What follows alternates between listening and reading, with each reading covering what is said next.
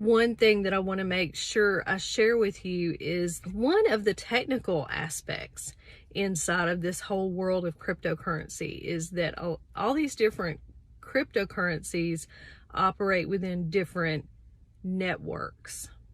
And it almost reminds me of different banks, because if you are operating inside one particular network, the tokens that you can trade in that network, you can't necessarily trade on another network.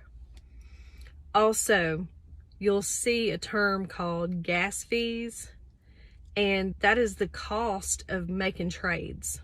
There's a cost associated with buying and selling and transferring cryptocurrency in whatever network you're operating in. What I want to warn you about is something I wasn't aware of. I jumped right off into a project that needed Ethereum. Ethereum is like, it's like Bitcoin. Okay. It's another token. It's really expensive, but it's on its own network. See, Bitcoin is on one network and Ethereum is on its own network.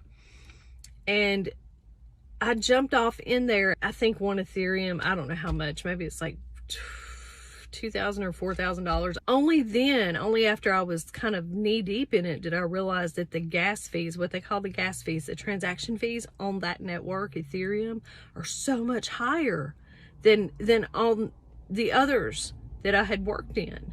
So the Binance Smart Chain, what they call Smart Chain network, pretty reasonable. Avalanche, pretty reasonable. There's all kinds of different networks.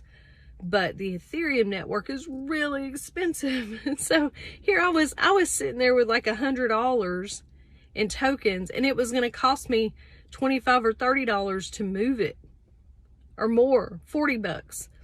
You can get lower transaction fees if you wait and do your moves in the middle of the night, like 1 o'clock in the morning or something. But even then, they're not cheap. They're not.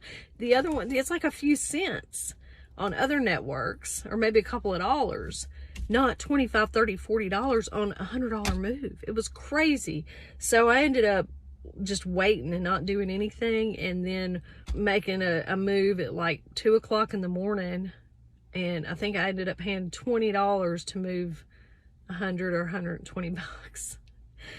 It was a lesson. All right. I'm not even going to call it a loss. It was a lesson. I paid for it.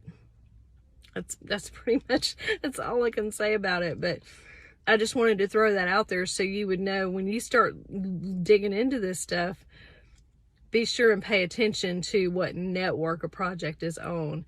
And if you're in a discussion or, asking questions about it, be sure and ask, what network is it on? And what are the gas fees typically like? Are they higher or lower? Generally. And make sure that you don't make a mistake and send coin that's meant for one network to another, because you'll never see it again. You can't get it back. That's it right now. More to come.